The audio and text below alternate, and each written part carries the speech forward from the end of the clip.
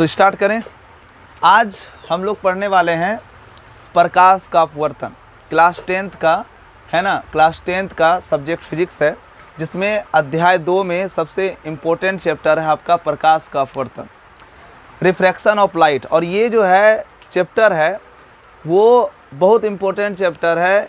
एक तो state board के दृष्टिकोण से, आपका जो बिहार बोर्ड है उसके दृष्टिकोण से तो इम्पोर्टेंट है ही, साथ ही साथ नॉलेज के लिए भी, क्योंकि आप जानते हो कि हमारे आसपास बहुत सारे प्रकृति में बहुत सारी घटनाएं घटित होते रहती है, ठीक है।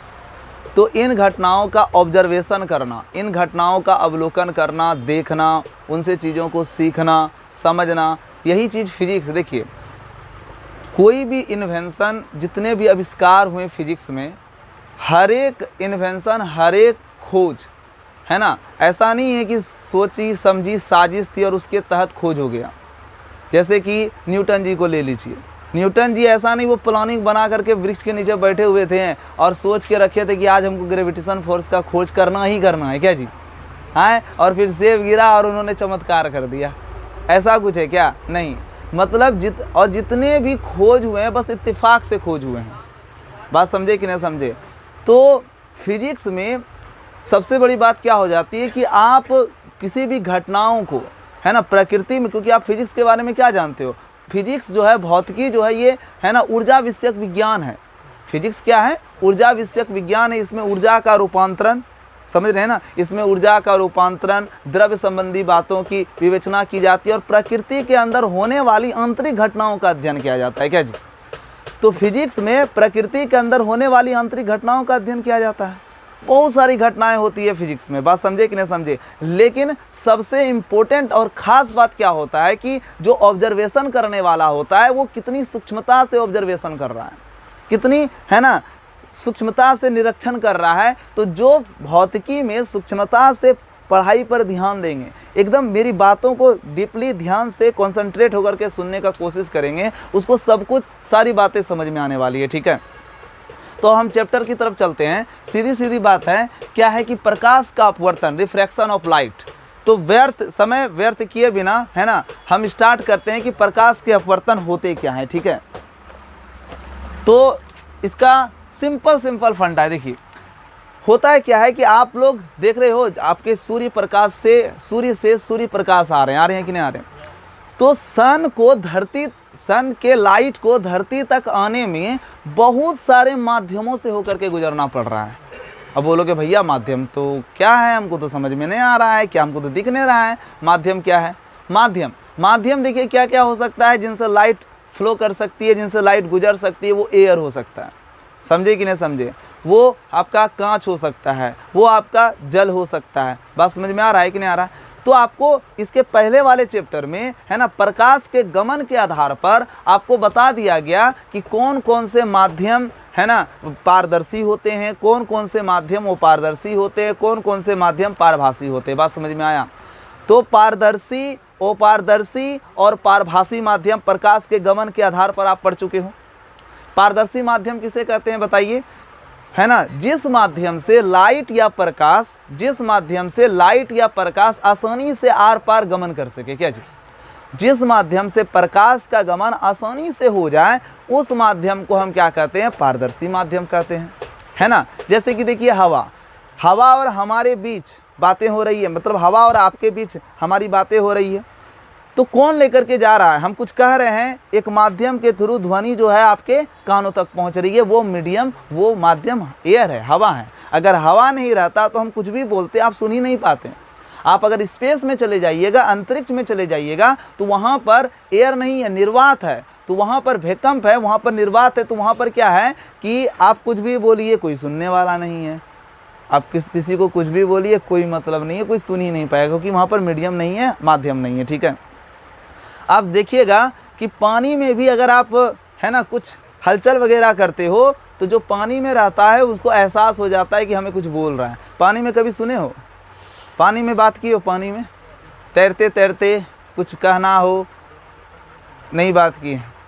अच्छा, कोई बात नहीं। देखिए, कंपन की बात करें, जहाँ तक कंपन की बात करते हैं, तो लोहा में देखिएगा, एक तरफ यहाँ पर खरोच कीजिएगा, दूसरे तरफ कान लगाइएगा, चला जाएगा, क्या जी, आवाज़ चला जाता है। रेल आने के पता रेल के पटरी में कान लगा करके पता कर लिया जाता है कि रेलगाड़ी आ रही है, इस पटरी से आ रही है या दूसरे किसी पटरी से आ रही है, इसका पता लगा लिया जाता है, समझे ना। तो माध्यम समझिए बात को, माध्यम के बारे में बात कर रहे हैं। तो माध्यम कुछ भी हो सकता है, लेकिन यहाँ प्रकाश के गमन के आधार पर माध्यम की बात करें तो प्रकाश के गमन के आधार पर माध्यम 3 प्रकार के होते हैं। एक पारदर्शी होता है, एक पारभासी होता है ना, और होता है अपारदर्शी। पारदर्शी माध्यम ऐसे माध्यम को कहते हैं जिनसे कि प्रकाश आसानी से आर पार हो जाते हैं, जैसे कि आपका हवा हो गया, है ना, शुद्ध जल हो गया, है ना, और क्या आप और क्या क्या देख सकते हो, देखो, जिनसे कि प्रकाश आर पार हो जाती है। आपका दर्पण हो गया, दर्पण समझ रहे हो ना, यस। तो ये सब आपका पारदर्शी माध्यम का एग्जाम्पल है, ठीक है। अब हम बात अपारदर्शी माध्यम की करते हैं, तो वैसे माध्यम जिनसे प्रकाश आर पार गमन नहीं करते हैं, जैसे ईंट, दीवार, बोर्ड, मार्कर, हम, आप, मतलब मानव शरीर, है ना, ये सब क्या है, अपारदर्शी माध्यम है, इनसे प्रकाश का गमन नहीं हो पाता।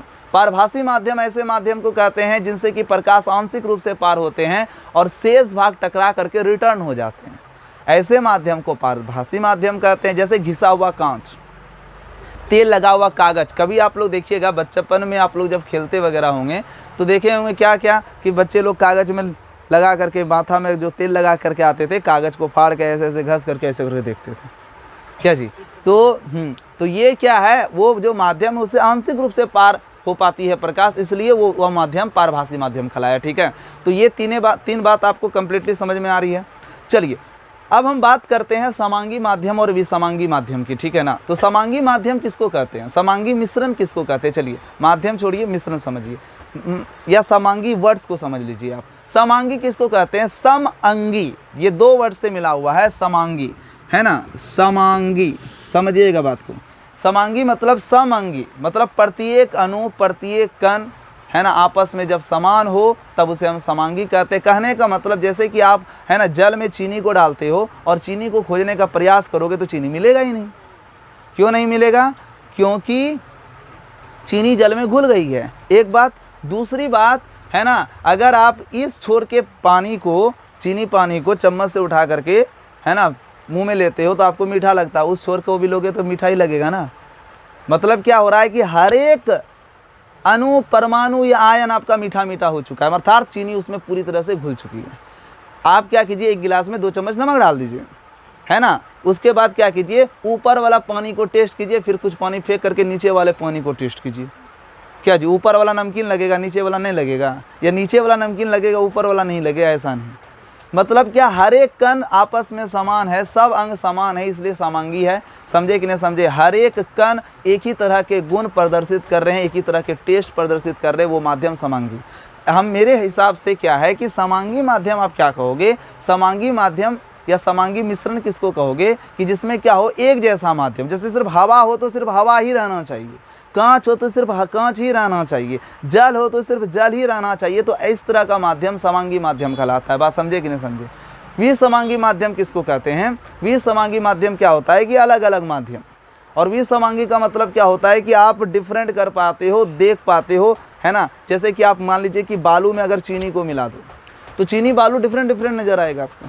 तो इस तरह का जो मिश्रण है विसमांगी मिश्रण है, और अलग अलग माध्यम को हम विसमांगी माध्यम कहते हैं, ठीक है। ये कुछ बेसिक बातें थे जो हमने आपको बताया, आप थोड़ा सा याद रखोगे। चलिए हम बात करते हैं प्रकाश के अपवर्तन की। इसके पहले हमने प्रकाश का परावर्तन पढ़ा। प्रकाश के परावर्तन में आपने क्या समझा कि जब प्रकाश किसी अपारदर्शी वस्तु से टकराती है तो प्रकाश क्या होती है, जिस माध्यम से आई थी उसी माध्यम में टकरा करके वापस चले जाती है। इस घटना को हम प्रकाश का परावर्तन कहते हैं।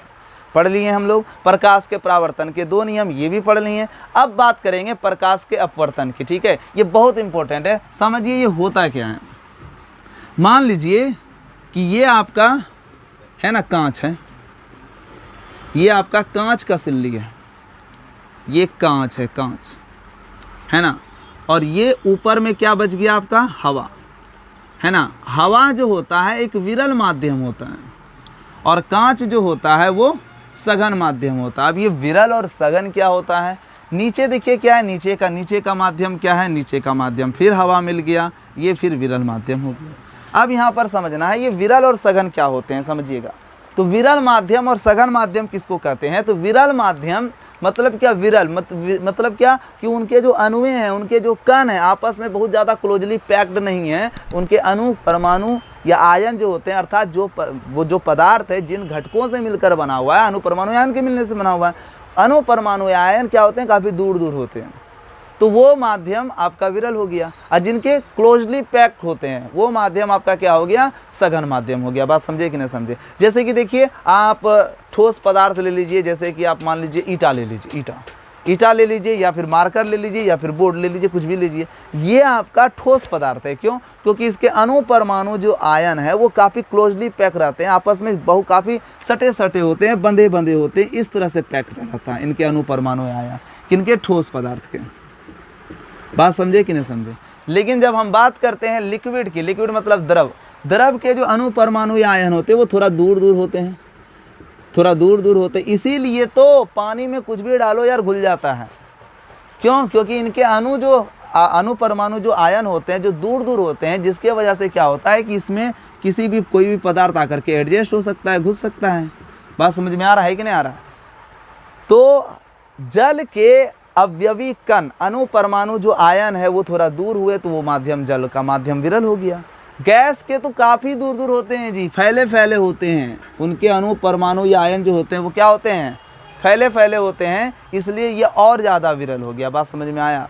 तो याद रखिएगा कौन कौन से माध्यम कौन कौन से हैं। कांच माध्यम सघन है, सबसे विरल माध्यम आपका हवा है, क्योंकि इनके अणु परमाणु या आयन जो है वो काफ़ी दूर दूर होते हैं। उसके बाद अगर हम हवा के बाद अगर हम बात करें हम जल की, तो जल के अणु परमाणु जो आयन होते हैं वो हवा के तुलना में काफ़ी नज़दीक सटे सटे होते हैं, इसलिए आपका जो जल है वो सघन माध्यम है।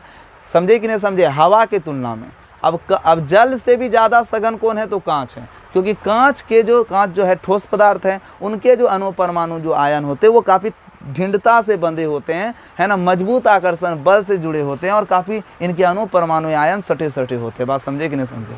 तो काफ़ी सटे सटे अणु परमाणु आयन होते हैं, तो ये माध्यम क्या हो गया, आपका सघन माध्यम हो गया। समझे ना? अब इससे कोई चीज़ डालो पार करो, पार होगा ही नहीं। अब देखिए इनके अणु परमाणु आयन है जो दूर दूर है, इनसे कोई चीज़ पार करो आसानी से पार हो जा रहा है। इनके देखिए काफ़ी और दूर दूर हैं, इनसे कोई चीज़ पार करो आसानी से और पार हो रहा है। बात समझे कि नहीं समझे? तो माध्यम विरल है या सघन है ये किस बात पर निर्भर कर रहा है, वो उनके अवयवी कणों के आपस में आकर्षण बंध के जुड़ने पर निर्भर कर रहा है। समझे? जिनके अवयवी कण जितना ज़्यादा क्लोजली पैक रहेंगे वो उतना ज़्यादा सघन माध्यम होगा, और जिनके अवयवी कण थोड़ा दूर दूर दूर दूर रहेंगे वो क्या होंगे, आपके विरल माध्यम होंगे। बात समझ में आ गया? तो यहाँ पर हवा विरल माध्यम है, और हमने यहाँ पर एक कांच की सिल्ली को रखा हुआ है जो कि आपका सघन माध्यम है। बात समझे कि नहीं समझे? अब हम क्या कर रहे हैं, ध्यान दीजिएगा, ये जो आपका कांच है सघन है, हवा विरल है। मान लीजिए कि प्रकाश की स्रोत से कोई प्रकाश की किरण तिरछी रूप से आपतित हो रही है। तिरछी रूप से आपतित होने का मतलब वो सतह पर, है ना, कुछ कोण बनाते हुए आपतित हो रही है। बात समझ में आ रहा है कि नहीं आ रहा है? प्रकाश स्रोत से जो आने वाली प्रकाश की किरण है, जिसको आप आपतित किरण कहते हैं, ये जो आपतित किरण है इस कांच पर क्या हो रही है, तिरछी रूप से आपतित हो रही है। क्योंकि ये कांच है तो कांच में प्रकाश पार हो जाता है, कांच में प्रकाश पार नहीं हो पाता है। आप क्या कीजिए, एक कांच लीजिए, है ना, एक कांच लीजिए, दोनों मतलब एक कांच ऐसा नहीं लेना कि भाई दूसरे तरफ पेंट किया हुआ रहे, मतलब कांच होना चाहिए, दोनों में किसी भी बगल पेंट किया हुआ नहीं होना चाहिए, ठीक है। तो आप देखोगे कांच को ऐसे देखोगे ना तो हमको भाई दिख जा रही है, खुशी दिख जा रही है, कोई सामने का व्यक्ति पर्सन दिख पा रहा है। क्यों दिख पा रहा है, बताओ क्यों दिख पा रहा है? आप पढ़े हो ना कि हम कब किसी वस्तु को देख पाते हैं, जब उस वस्तु से प्रकाश टकरा करके हमारे नेत्र तक पहुंचता है, तभी हम उस वस्तु को देख पाते हैं। हमें खुशी दीदी दिख रही है, वाह, क्यों दिख रही है? क्योंकि बीच में जबकि हम कांच रख दिए हैं फिर भी खुशी हमको दिख रही है। क्यों दिख रही है? क्योंकि खुशी से प्रकाश टकरा करके उस कांच को पार करते हुए हमारे आंखों तक पहुंच रही है, तभी ना खुशी दिख रही है। अर्थात कांच आपका पारदर्शी पदार्थ हुआ ना, तभी तो वो पार हो गया, क्या जी? तो उसी प्रकार से ये कांच है तो यहाँ पर प्रकाश पार होगा कि नहीं होगा? होगा ना। तो जब प्रकाश की किरण विरल माध्यम से सघन माध्यम में प्रवेश कर रही है, तब इसके साथ क्या होता है, इस प्रकाश के साथ क्या होता है, आपको पता है कि ये जो प्रकाश आपतित हो रही है, आपतित होने वाले प्रकाश किरण को आपतित किरण कहते हैं, और आपतित किरण जिस बिंदु पर पड़ती है या गिरती है उस बिंदु को आपतन बिंदु कहते हैं। और आपतन बिंदु पर हमेशा सतह पर हमेशा क्या डाला जाता है, लंब डाला जाता है, लंब डाला जाता है ना। हमेशा इस बात को नोट करके रखिए, जहाँ जहाँ आपतन बिंदु होगा वहाँ वहाँ पर आपको अभिलंब बनाना होगा, वहाँ वहाँ आपको क्या बनाना होगा, अभिलंब बनाना होगा। और अभिलंब जो होता है वो सतह के लंबवत होता है, अर्थात सतह पर 90 डिग्री का कोण बनाती है, ठीक है। तो हम क्या करने वाले हैं, इस आपतन बिंदु पर लंब डालने वाले हैं। देख लीजिए, हमने लंब डाल दिया, लंब डाल दिया ना, यस। ये बिंदु आपका आपतन बिंदु हो गया और ये आपका अभिलंब हो गया। इसका नाम हम दे देते हैं एम एन, एम एन अभिलंब हो गया। कोई दिक्कत, चलिए, या एम एम डैश दे देते हैं, एम एम डैश अभिलंब हो गया। अब देखिए, प्रकाश की किरण है ना आ रही है और इस बिंदु पर पड़ी, ये बिंदु आपतन बिंदु, और आपतन बिंदु पर अभिलंब डाला गया। तो जब प्रकाश की किरण विरल माध्यम से कांच में प्रवेश कर रही है, अर्थात सघन माध्यम में प्रवेश कर रही है, तब क्या होता है कि इस प्रकाश किरण को वैसे तो जाना चाहिए, स्वाभाविक रूप से ऐसे सीधा निकल जाना चाहिए था, ऐसे ही सीधा निकल जाना चाहिए था ना। बताओ, प्रकाश की किरण को ऐसे ही सीधा निकल जाना चाहिए था, निकलना चाहिए था ना। पर प्रकाश की किरण क्या होती है, इस तरह से सीधे नहीं निकलती है, बल्कि उनके दिशा में थोड़ा परिवर्तन हो जाता है। वह प्रकाश की किरण, ये अभिलंब है ना, ये अभिलंब है, वह प्रकाश की किरण क्या होती है, अभिलंब की ओर झुक जाती है। देख लीजिए, अभिलंब की ओर झुक जाती है। जाना चाहिए था इस किरण को सीधे, पर सीधे गई क्या, नहीं। ये किरण सीधे ना जा करके ये किरण अभिलंब की ओर झुक गई है ना, ये किरण इस तरह से मुड़ गई है, अभिलंब की ओर झुक गई है। बात समझे कि नहीं समझे। इस घटना को, ये जो आप प्रोसेस देख रहे हो, या जो प्रक्रिया है, या जो घटना है, इसी घटना का नाम है प्रकाश का अपवर्तन।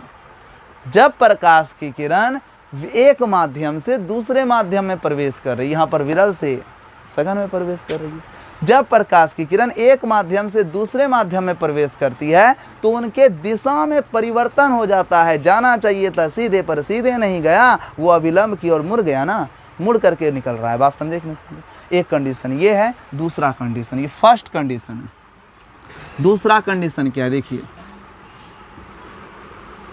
देखिए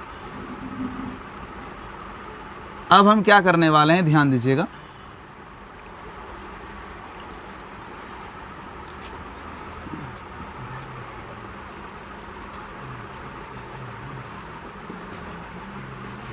ये आपका कांच है,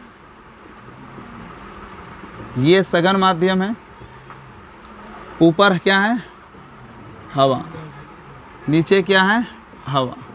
चलिए, हवा विरल माध्यम होता है, हमने विरल माध्यम बनाया। अब क्या हो रहा है कि प्रकाश जो है ना कांच से आपतित हो रही है, यहाँ पर कांच से आपतित हो रही है प्रकाश, मतलब सघन से विरल में प्रवेश कर रही है प्रकाश।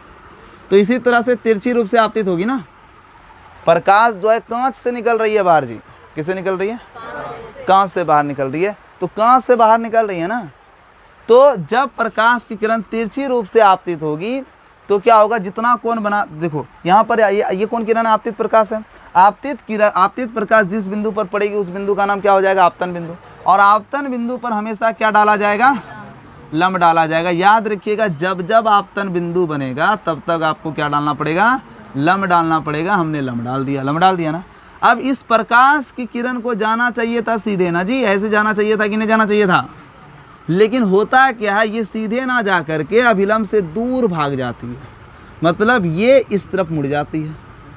अभिलंब, ये अभिलंब है ना, अभिलंब से देखिए दूर हो गई ना, अभिलंब से दूर। पहले ये नज़दीक था, ऐसे निकलता तब तो ठीक ही निकलता, लेकिन देखिए किरण किधर चले गई, इधर मुड़ गई ना, मतलब अभिलंब से दूर हो गई। अभिलंब से क्या हो गई, दूर हो गई। देखिए दो कंडीशन हो रहा है, फर्स्ट कंडीशन और ये सेकेंड कंडीशन। ये आपका कांच है, ये आपका हवा है, ये आने वाली प्रकाश है, इसको आप आपतित प्रकाश कह रहे हो। ये क्या हो रही है, दूसरे माध्यम में जा रही है ना, कांच से हवा में जा रही है, दूसरे माध्यम में जा रही है। तो दूसरे माध्यम में जाने वाली प्रकाश को अपवर्तित प्रकाश कहेंगे। कौन प्रकाश कहेंगे, अपवर्तित प्रकाश कहेंगे। बात समझ में आ रहा है कि नहीं आ रहा। और ये आपका जो डॉट डॉट वाला लाइन है, ये अभिलंब है, इसको हम एन और एन डैश के द्वारा प्रदर्शित कर रहे हैं। कोई दिक्कत, बात समझे कि नहीं समझे। तो यहाँ पर दो कंडीशन होता है, फर्स्ट कंडीशन में जब प्रकाश की किरण हवा से कांच में प्रवेश करती है अर्थात विरल माध्यम से सघन माध्यम में प्रवेश करती है, तब भी उसकी दिशा में थोड़ा सा परिवर्तन हो जाता है। जाना चाहिए था सीधे, बट वो अभिलंब की ओर मुड़ जाती है। जब प्रकाश की किरण कांच से हवा में प्रवेश करती है तब क्या हुआ, तब भी प्रकाश की किरण का मार्ग में परिवर्तन हो गया। जाना चाहिए था सीधे, पर वह अभिलंब से दूर चली गई। बात समझ में आया? तो दो कंडीशन होते हैं। क्या क्या कंडीशन है, बड़ा ध्यान से सुनिएगा। कहेंगे कि जब प्रकाश की किरण एक माध्यम से दूसरे माध्यम में प्रवेश करती है, बिल्कुल ना, क्योंकि हवा से कांच में प्रवेश कर रहा है, कांच से हवा में प्रवेश कर रहा है, बट मतलब एक माध्यम से दूसरे माध्यम में प्रवेश कर रहा है। यस या नो? यस। तो जब प्रकाश की किरण एक माध्यम से दूसरे माध्यम में प्रवेश करती है तब प्रकाश के किरण के मार्ग में थोड़ा सा परिवर्तन हो जाता है, अर्थात प्रकाश किरण का मार्ग विचलित हो जाता है। प्रकाश किरण का मार्ग क्या हो जाता है? विचलित हो जाता है। इस घटना को ही हम प्रकाश का अपवर्तन कहते हैं। जब प्रकाश की किरण एक माध्यम से दूसरे माध्यम में प्रवेश करती है तब प्रकाश किरण के मार्ग में थोड़ा सा विचलन हो जाता है। इस प्रकाशीय घटना को प्रकाश का अपवर्तन कहते हैं। जब प्रकाश की किरण एक माध्यम से दूसरे माध्यम में प्रवेश करती है तब प्रकाश किरण के मार्ग में थोड़ा सा क्या हो जाता है? विचलन हो जाता है। इस घटना को हम प्रकाश का अपवर्तन कहते हैं। बात समझ में आया? अब हम समझेंगे कि विचलन कब और कैसे होता है। समझ में आ रहा है कि नहीं आ रहा है? तो जब प्रकाश की किरण विरल माध्यम से सघन माध्यम में प्रवेश करती है, समझें, जब प्रकाश की किरण विरल माध्यम से सघन माध्यम में प्रवेश करती है तब प्रकाश की किरण अभिलंब की ओर झुक जाती है, समझे। और जब प्रकाश की किरण सघन माध्यम से विरल माध्यम में प्रवेश करती है तब प्रकाश की किरण अभिलंब से दूर भागती है। बात समझे कि नहीं समझे? इस घटना को हम प्रकाश का अपवर्तन कहते हैं। तो आप दो परिभाषा एक साथ दे सकते हो। पहला मतलब दो तरह से आप परिभाषित कर सकते हो। क्या कह सकते हो? सीधा सीधा कहना चाहो प्रकाश का अपवर्तन किसको कहते हैं तो सीधा कहिएगा, प्रकाश की किरण का एक माध्यम से दूसरे माध्यम में प्रवेश करने के बाद क्या होता है कि प्रकाश किरण के मार्ग में विचलन हो जाता है। यह घटना प्रकाश का अपवर्तन है ना। जब प्रकाश किरण एक माध्यम से दूसरे माध्यम में प्रवेश करती है तब प्रकाश किरण के मार्ग में थोड़ा सा विचलन हो जाता है। इस घटना को प्रकाश का अपवर्तन कहते हैं। एकदम सरल शब्दों में परिभाषा हो गया। और ज़्यादा एक्सप्लेन करना है तब क्या करेंगे? बोलेंगे जब प्रकाश की किरण विरल माध्यम से सघन माध्यम में प्रवेश करती है तब प्रकाश की किरण अभिलंब की ओर झुक जाती है, तथा जब प्रकाश की किरण सघन माध्यम से विरल माध्यम में प्रवेश करती है तब प्रकाश की किरण अभिलंब से दूर चले जाती है। इस घटना को प्रकाश का अपवर्तन कहते हैं। ठीक है, तो ये आप दो परिभाषा अपने तरीके से लिख सकते हो। तो समझा दिए हम आप लोगों को आने वाली प्रकाश, आपतित प्रकाश जिस बिंदु पर पड़ी उस बिंदु को आपतन बिंदु, है ना। दूसरे माध्यम में जाने वाली प्रकाश, वो प्रकाश क्या कहलाया? अपवर्तित प्रकाश कहलाया। कौन प्रकाश कहलाया? अपवर्तित प्रकाश कहलाया। समझिए बात को।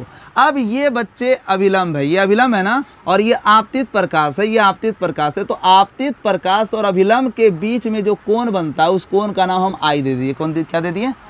तो आई यहाँ पर कौन कौन हो गया जी? आपतित प्रकाश है और ये अभिलंब है। तो आपतित प्रकाश और अभिलंब के बीच में जो कोण बन रहा है उस कोण का नाम है आपतन कोण। कौन क्या नाम है? आपतन कोण।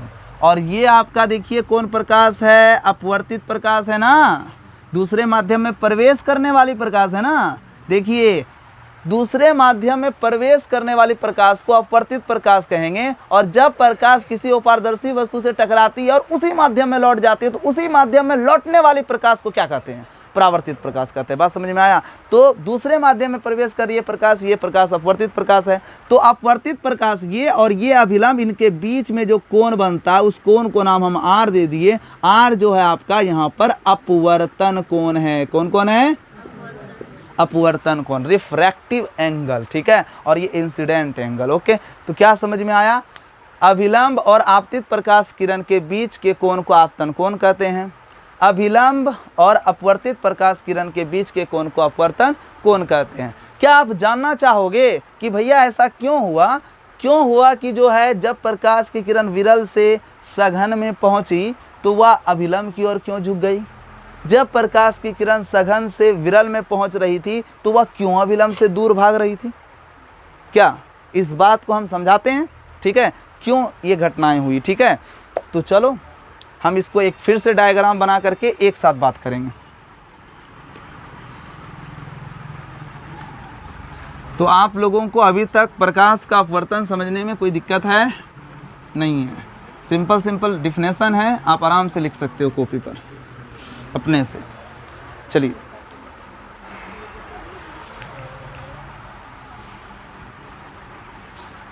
ध्यान दो, ये आपका क्या है जी? कांच। कौन सा माध्यम है जी? सघन। ओके। ऊपर क्या बच गया जी? हवा। कौन सा माध्यम है जी? विरल। नीचे भी क्या हो गया जी? हवा। कौन सा माध्यम है? विरल। ओके। प्रकाश की किरण तिरछी रूप से आपतित हुई ना, हवा से कहाँ प्रवेश कर रही है? ये कांच में। तो आपतित किरण जिस बिंदु पर पड़ेगी उस बिंदु पर आपको तुरंत क्या बनाना होगा?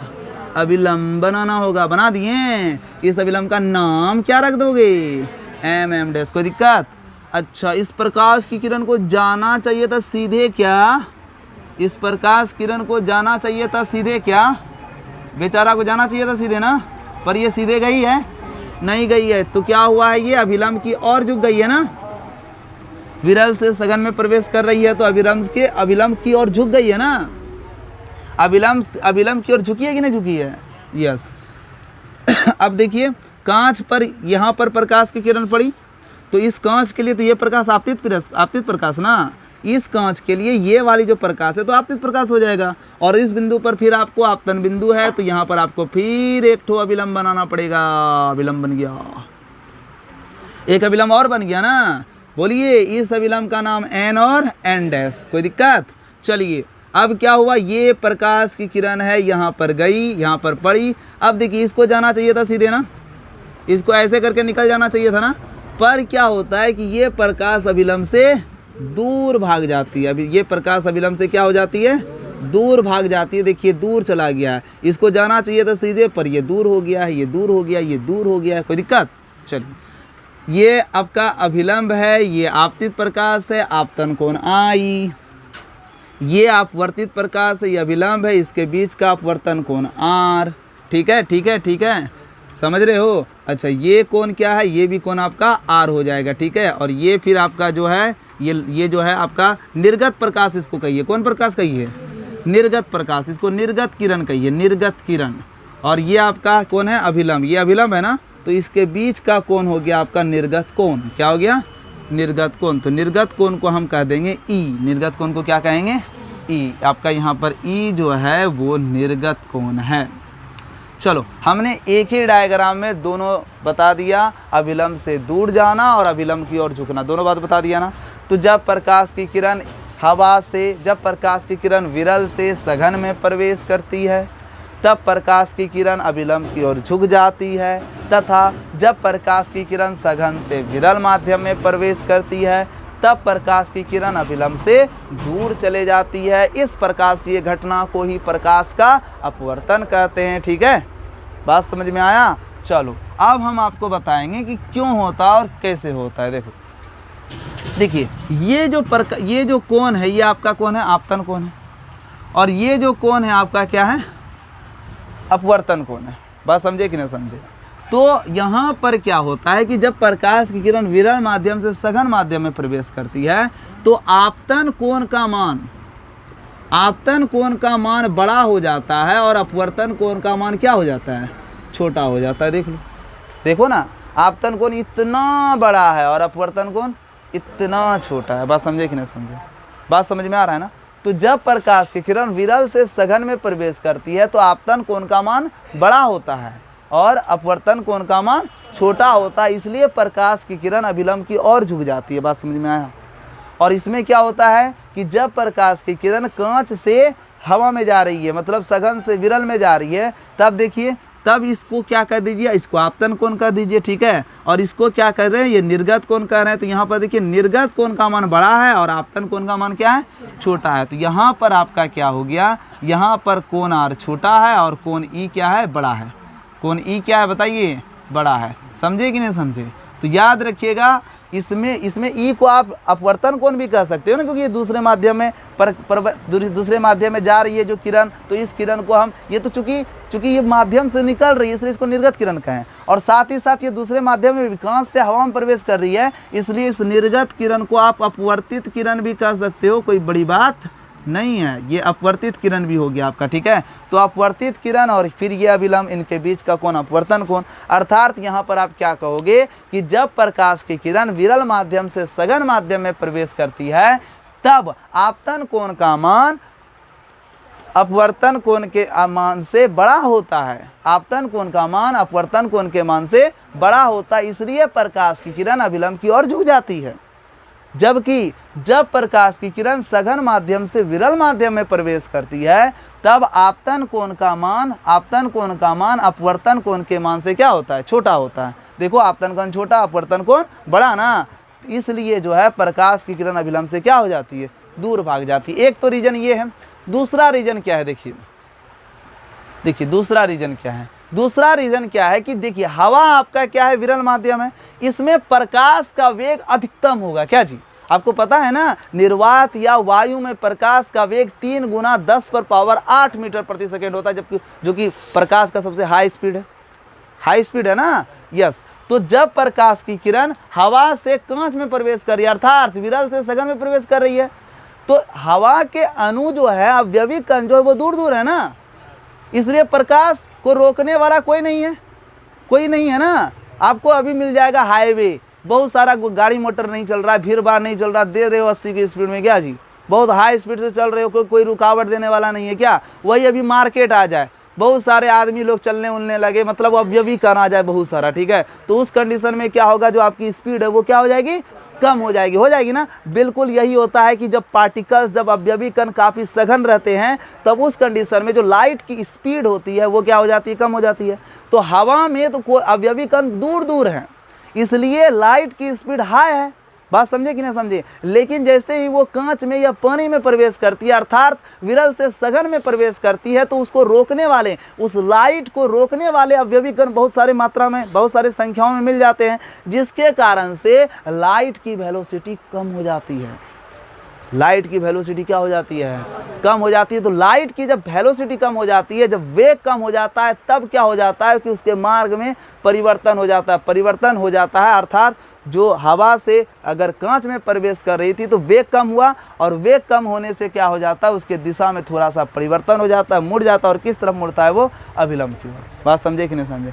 और एक यहाँ पर भी वही होता है कि ये कांच से हवा में प्रवेश कर रही है, तो यहाँ पर इसकी वेलोसिटी क्या है, बोलो वेलोसिटी कम है कांच में, लेकिन जैसे ही हवा में प्रवेश किए वेलोसिटी क्या हो गया, अधिक हो गया। तो अधिक होने के बाद क्या हो जाता है कि जो है वो अभिलंब से थोड़ा दूर हट करके बहुत तेज़ी से निकल जाती है प्रकाश की किरण। समझे कि नहीं समझे। तो चलो इसको आप नोट करो। अच्छा, अब यहाँ पर प्रकाश के अपवर्तन के नियम भी है। कितने नियम है, नियम समझिएगा। प्रकाश के अपवर्तन के नियम,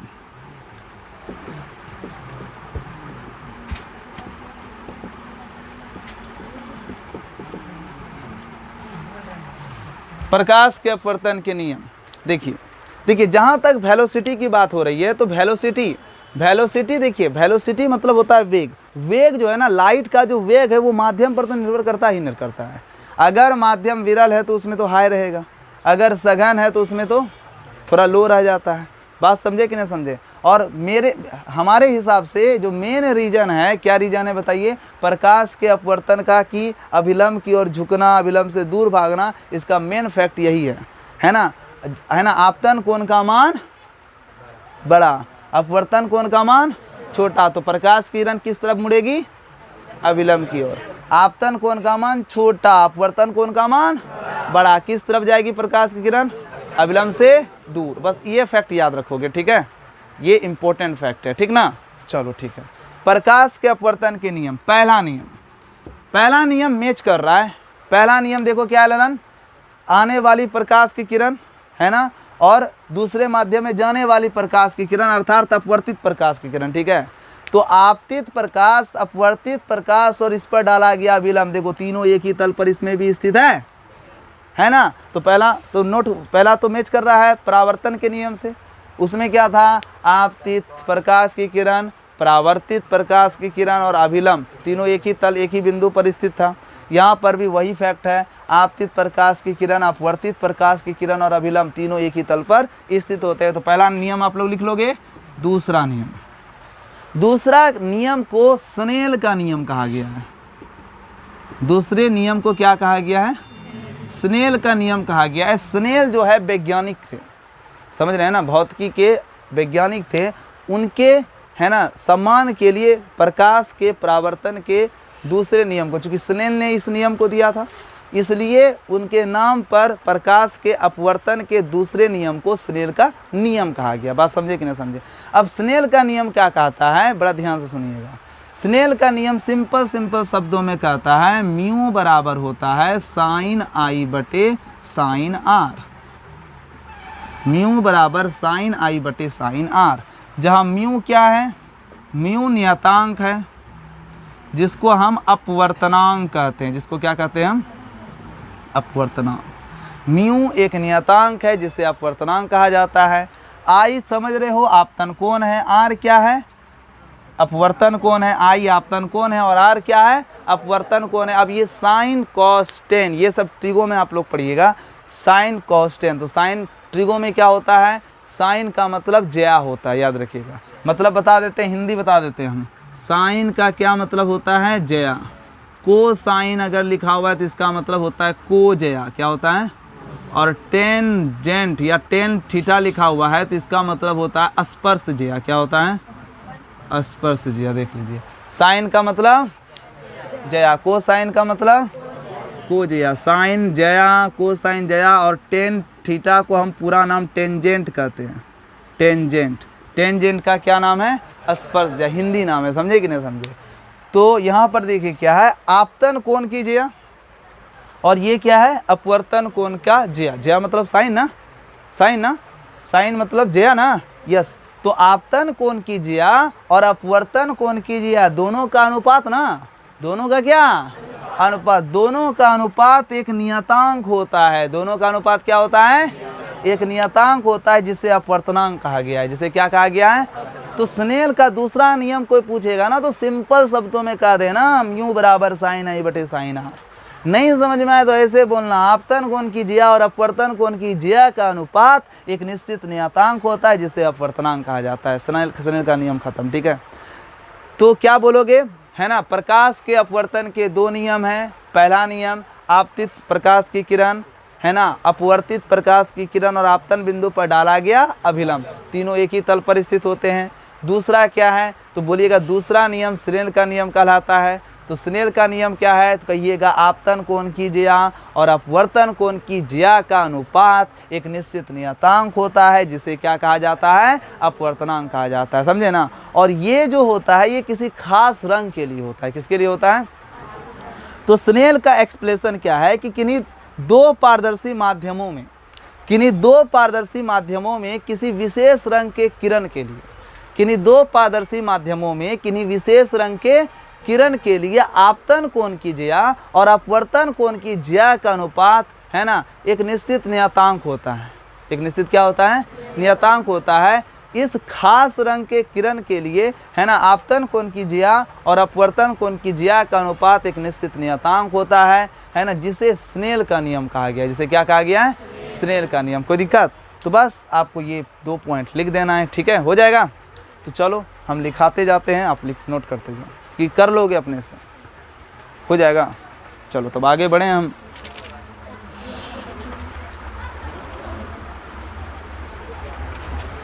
अब बात करेंगे अपवर्तनांक के बारे में, ठीक है।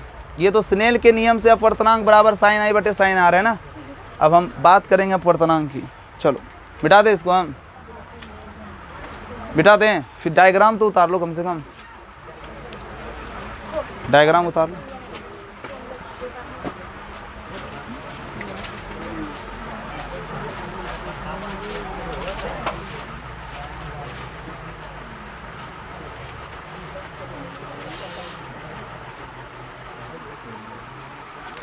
तो क्या आप लोगों को प्रकाश का अपवर्तन समझ में आ गया?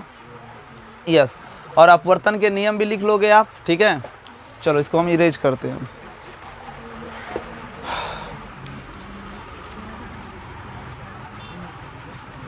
देखिए इसमें बात क्या क्या इंपॉर्टेंट है। प्रकाश के अपवर्तन में आपको दो बात जरूर बोलना होगा। सबसे पहली बात कि प्रकाश तिरछी रूप से आपतित होती है। अगर प्रकाश तिरछी रूप से आपतित होती है ऐसा नहीं बोलोगे। अगर लंब के लंबवत, मतलब मान लीजिए कि प्रकाश की किरण अभिलंब, जिस दिशा अभिलंब जहाँ पर है उसी मार्ग से प्रकाश की किरण आ रही है, तो यहाँ पर ना तो कोई आपतन कोण बनेगा, और जब आपतन कोण नहीं बनेगा तो अपवर्तन कोण भी, मतलब आपतन कोण का मान कुछ ना कुछ होना चाहिए, तभी ना अपवर्तन कोण का मान कुछ ना कुछ होगा। और आपतन कोण का मान अगर 0 है, आई अगर 0 है, तो आर भी क्या हो जाएगा, 0 हो जाएगा, अर्थात प्रकाश सीधे पार हो जाएगी। प्रकाश क्या हो जाएगी, सीधे पार हो जाएगी। इसलिए अपवर्तन के लिए एक शर्त है कि प्रकाश को तिरछी रूप से आपतित कराना होगा, ठीक है। और प्रकाश अगर किसी सतह पर अभिलंब लंबवत रूप से, रेड का प्रकाश अगर किसी सतह पर लंबवत रूप से आपतित हो रही है तब क्या होगा बताओ? प्रकाश अगर किसी सतह पर लंबवत रूप से आपतित हो रही है तब उस कंडीशन में ना आपतन कोण बनेगा, और जब आपतन कोण नहीं होगा तो फिर अपवर्तन कोण भी नहीं होगा। बात समझ में आ रहा है कि नहीं आ रहा है? और तब क्या होगा बताइए? तब प्रकाश का अपवर्तन हुआ क्या? कहाँ हुआ अपवर्तन? अपवर्तन का मतलब है कि मुड़ना चाहिए, प्रकाश अपने गमन पथ से हटना चाहिए। तो सीधा गया, आया, सीधा पहुंच गया, मतलब प्रकाश सरल और सीधी रेखा में गमन करने लग गई। एक माध्यम से दूसरे माध्यम में प्रवेश करने के बाद भी प्रकाश किरण सीधी और सरल रेखा में गमन कर रही है। इसका सीधा सीधा मतलब है प्रकाश को लंब से आपतित करवाया जा रहा है। क्वेश्चन पूछेगा, अरे तुम पढ़े हो ना? हाँ पढ़े हैं। क्या पढ़े हो जी? एक माध्यम से दूसरे माध्यम में प्रकाश की किरण जाती है तो उसके मार्ग में थोड़ा सा परिवर्तन हो जाता है, ठीक। अरे लेकिन हम ना जब प्रकाश की किरण को एक माध्यम से दूसरे माध्यम में गुजारे ना, प्रकाश की किरण अपने मार्ग से विचलित नहीं हुई, सीधे पार हो गया, सीधी और सरल रेखा में गमन कर गई प्रकाश की किरण। बोलना तुम तभी बोलना। इसका कारण ये है, कारण यह है कि प्रकाश की जो किरण है उस प्रकाश की किरण का, है ना, उस प्रकाश की किरण को, है ना, तिरछी रूप से आपतित नहीं कराया गया, अर्थात वहाँ पर कोई आपतन कोण नहीं बना। और जब आपतन कोण नहीं है तो अपवर्तन कोण का मान भी क्या होगा, 0 होगा, समझे। इसलिए प्रकाश जो है वो सीधी और सरल रेखा में गमन कर गई, ठीक, एक माध्यम से दूसरे माध्यम में प्रवेश कराने के बाद भी, ठीक है। दूसरी बात क्या, अपवर्तन जो हुआ है, अपवर्तित जो प्रकाश वो दूसरे माध्यम में न लौटी है।